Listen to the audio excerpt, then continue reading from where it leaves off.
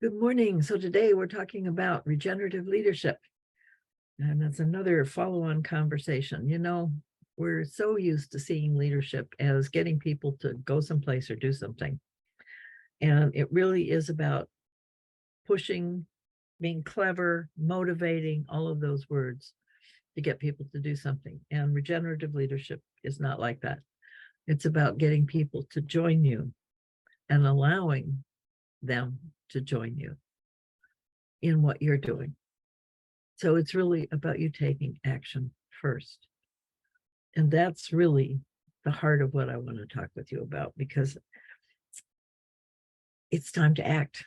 And there's lots of things that you as an individual can do. And yes, you're going to need other people, absolutely. But you have to know what you're doing. That's where the vision and the intent come. So that is true about both kinds of leadership. It's good to have a vision in both of them. But I think intent is different in regenerative leadership, because it's not an intent to get them to do what you want, which is the old way. It's the intent to do what the earth needs now, to help her with that. So holding that intent to heal the earth, to work with the earth, to have the earth thrive, and then seek the wisdom of others to help you do that, is what this is all about. So you need to respond to what your internal urges are, what your interest is, what you desire to do, what you have the energy for, what you care about, all those words, where you are responding to the call inside that says this has to happen. And it doesn't matter what it is, it truly doesn't. But what does matter is how you do it, that you do it in a way that is with the earth instead of to her, which is what we're so used to doing. So nature has 4 intents. So the first intent is to just bring life into being. That's the key piece. That's the biggest thing to recognize, that it's about making sure that life exists. And in so doing,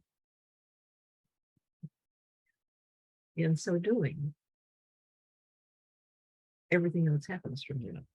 I mean, that is the drive. That is what we can so trust about this, is that we know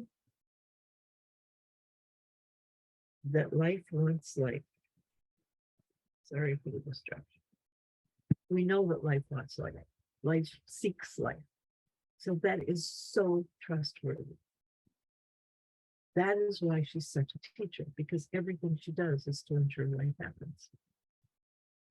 So making sure that life is present is the first intent. And it's the most amorphous, and it's the most, all we can do is create the conditions for that. We don't do it as such. The only place where that really does happen is procreation. When we make babies, we make life happen. But it's really creating conditions for those babies to thrive. That is the whole rest of the program. So maintaining life once it's here, making sure that it continues to thrive, that it continues to stay vibrant and abundant, and paying attention to what it takes to make that happen. I have to go back to raising kids. It's one thing to have a baby. It's quite another to keep the baby happy and thriving and joyful and excited and engaged in life and learning healthy. That's a whole plethora of other things. And that's where we are important, where we're necessary, where we're learning and to contribute. That's the shift, because we've not been paying much attention to it. Some of it is rote, some of it is duty, some of it is happenstance. And we make great excuses for those instances when we are anti-life, when we slap, when we throw, when we're angry, when we're withholding, when we're manipulative, all those things that come up in our own psyche and that get manifested through our children's lives. When we're irritated, we can't have had enough, and all those things that happen. How do we manage those in a way that keeps life thriving? that honors our own sort of limits or constraints or responses. That doesn't mean, honoring doesn't mean that you make sure those happen. It's that you recognize them and you don't pretend they're not there. But then you have to do something with that energy. You have to keep life happy and thriving. You have to keep that vibrancy there and be present in the moment. So this is a skill. It's an art. It's not something that you even can be taught. You have to experience over and over and over again until you know you've done it. You will know for you and for that situation you are appropriate, whatever it is. Whatever it is. I'm thinking of a person that was in an experience where they were being withheld from things. And they finally got a release and they turned around and they struck. And it felt good and it was right that they should express that anger, and they struck again. And that was also correct because they were still angry and they struck a third time. And that didn't feel so good because it was a willful revenge, not an expression. So it's a very fine line that only you know inside. So that's the skill of life, right? Is maintaining things so that the exuberance and the buoyancy and all of that is still there in a real space, not a manufactured space where things are repressed, burned out, and not dealt with. It's all there, and it all works when it's done with heart, with a real connection to that love, to that reverence that we hold for life, however that's expressed. And that's our life too.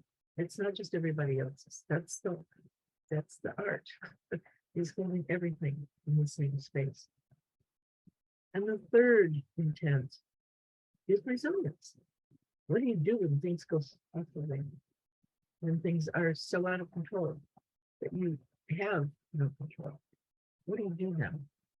This is also an experience in life that we have in a variety of ways. Certainly the weather impacts, the fires, all of that are an example. They're an extreme example of that. But you get fired from your job, somebody dies, all sorts of things happen that are out of your control that you still need to respond to and include. See, I think that's the real big difference between health and trauma. Because trauma is not including that. It's a defense of getting away from that experience. It's not including it. It's denying that experience in some way. And all the energy that it takes to keep that experience outside of you so that you don't feel it again, so you don't recognize it, so you remember it in some cases, is a lot of energy. And it's energy that we much rather use to support them. So how do you include those situations, those experiences that are so outside the norm, but happen? How do you make them an enriching part of your life, as painful as they may have been, or scary, or whatever? That also is part of life. But that intent is really what carries things through. And that, I think, is actually the intent we need to have at this time. This is the major intent that is being activated at this part of our experience on the planet. Because the changes are of such magnitude and they're so different than anything we've ever experienced before, that it's calling up our need to include them in a very different way. And that means to be different after that inclusion. We don't include them to stay the same. We include them to grow through them, to become different from that experience, to gain the wisdom that that experience holds. So being resilient, going towards resilience, resilientness, is something we're going to really need to pay attention to. We're going to talk about that more in a minute. And the fourth intent is to learn to evolve, to change. You can see how closely tied resilience and evolution are. because that's the drive, the catalyst for making that learning possible. And so resilience isn't necessarily going back to where it used to be, to the comfort level, to how it all used to be, to the good old days. Resilience is really about learning how to be different with the new situation. Because things have changed. They always change. They have to change. There is no other way around it. And this is part of diversity. So if every living thing has agency, every living thing has the ability to self-make itself and its experience of the world. Think about that. That's a whole lot of decisions being made all the time. I mean, there's trillions and billions of us on this planet, and everything is making a decision with something. Okay. Almost constantly, every minute, there's some new experience, new interaction with something that's not self that you have to make a decision on. Is it for me or does it not for me? Does it help me or does it not help me? Do I want it or I don't want it? These are hefty. So you have to, at some point, reorganize. There's just no way around it. That has to happen. So the evolution and the responsiveness that's characteristic of resilience are so important. So in a time of resilience,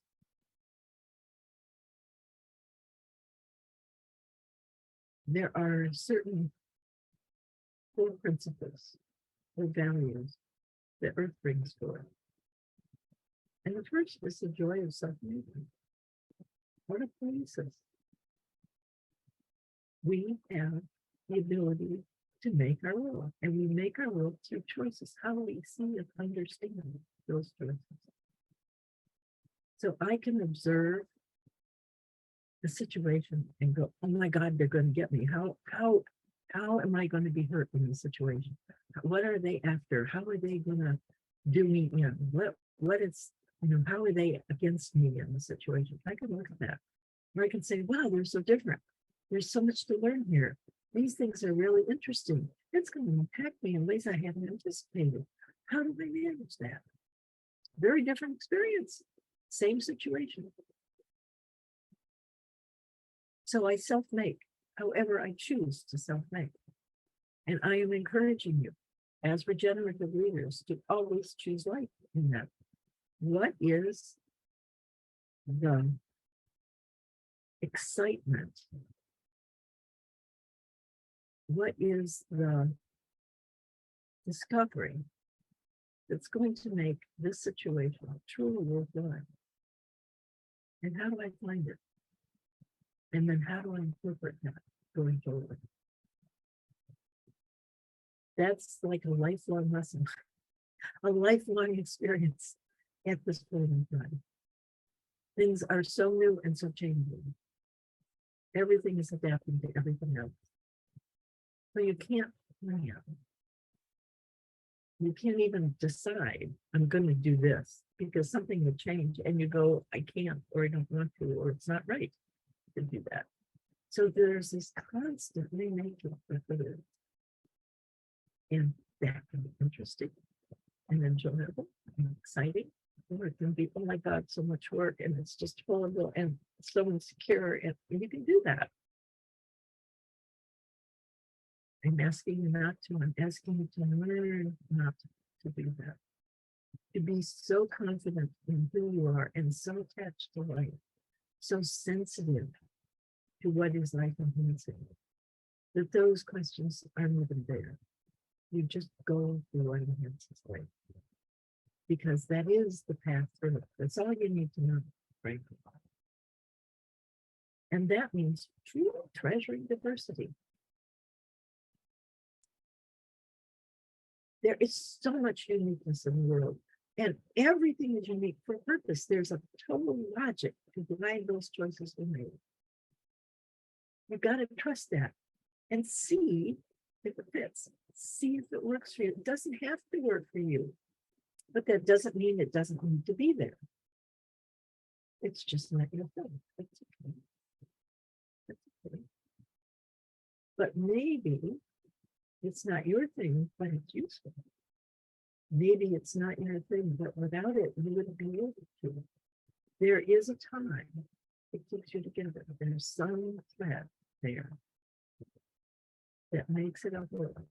You just have to sit there and see and feel and discover what that whole is.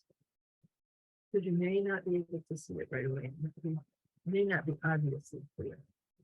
But again, with practice, you begin to see how it's richer to have that difference there.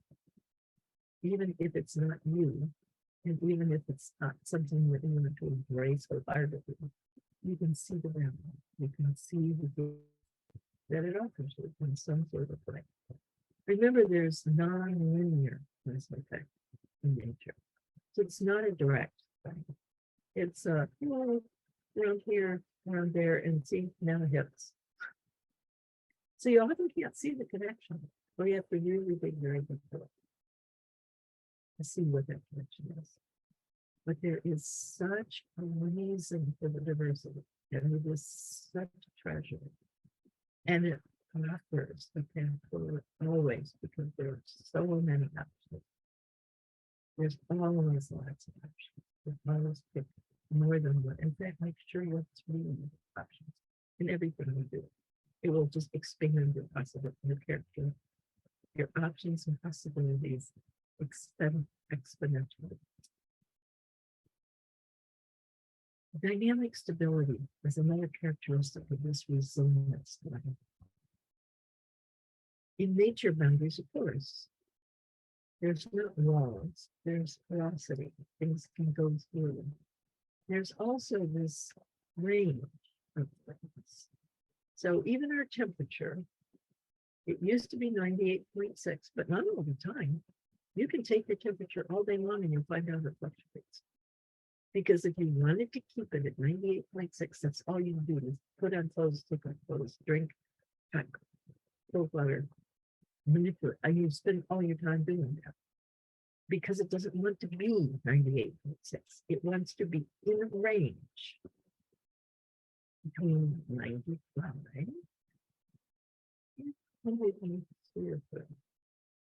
It's not happy out here or backward. It's not happy on the edges. Yeah, it's much happier here. But it's a range. And that's dynamic stability, because it's that range that allows for stability.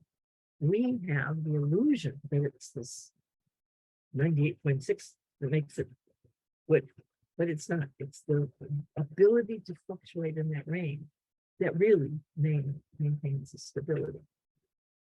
So when you understand that, you can be at peace with some of these shifts, but begin to notice where the edges are, because those are red flags. You certainly want to do something about the edges. But why beat yourself up to keep yourself at 98.6? That makes no sense. You can relax and allow for that flow. You don't have to feel like you have to make everything be controlled. You have to manage the edges. That's all. It's a much simpler answer. It gives you a great deal of understanding for allowing that difference instead of fighting all the time. And then there's the magic of the ecologies. Ecologies are magic. You know, we started out talking about self-making.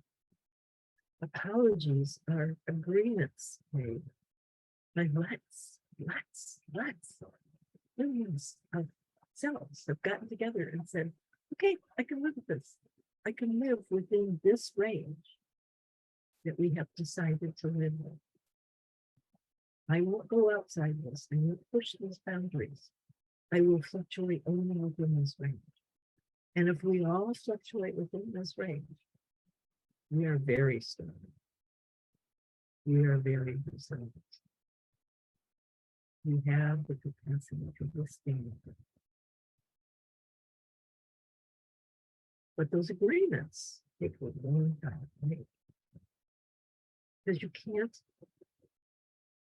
know what's going to happen. So you can't make an agreement because you have experience. And when it's experienced, you can make all those agreements all over again. But the goal is always to create the harmony that keeps us together and stable. So understanding that means when you're interacting with others, it's not my way or the my way. It's not your way. It's what do we want? And how can we do this? What is the range that I can allow in your actions, in your beliefs that you can allow in my actions and my beliefs that still keep us together? We have to be the same. And in fact, we don't want to be the same. Sameness is a very weak position to be in, because then the whole thing comes up very easily. If there's all this difference, then it's very stable, but there's still agreement. And the agreement is on the range of difference that's allowed in this space. When things exceed that space, they move to that space. But keeping that range functioning is what the role of a college is for that. For all the participants, they manage that space to keep it about the same. So I'm going to take a little segue because this is a really important thing. The whole earth is an ecology. Everything in it has agreements to keep the earth in a certain space. So everything has worked to keep the oxygen at the same level it's been for 65 million years.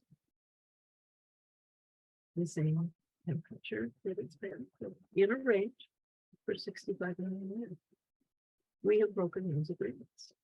We have stepped out of that range. That's what overshoot is. And as we've stepped out, everything else has to make new agreements now. That's the process we're in.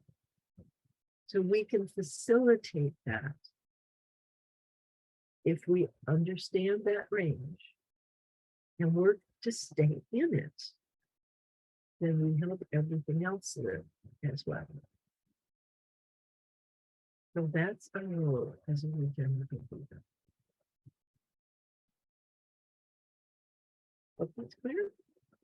Please take the classes, take the course, do the webinar, get to know this more deeply. Each piece takes you more deeply into what this looks like in your life, in your experience. So it's not something I can tell you about.